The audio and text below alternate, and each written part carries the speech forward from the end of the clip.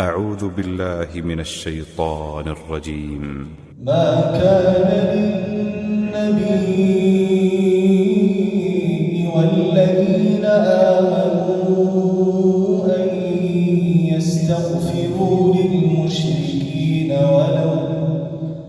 ولو كانوا أولي قربى من بعد ما تبين لهم أنهم أصحاب الجحيم.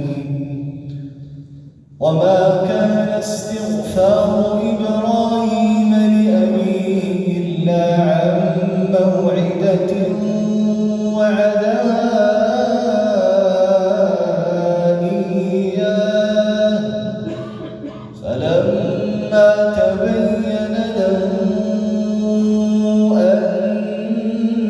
أنه عدو لله تبرأ منه إن إبراهيم لأواه حليم.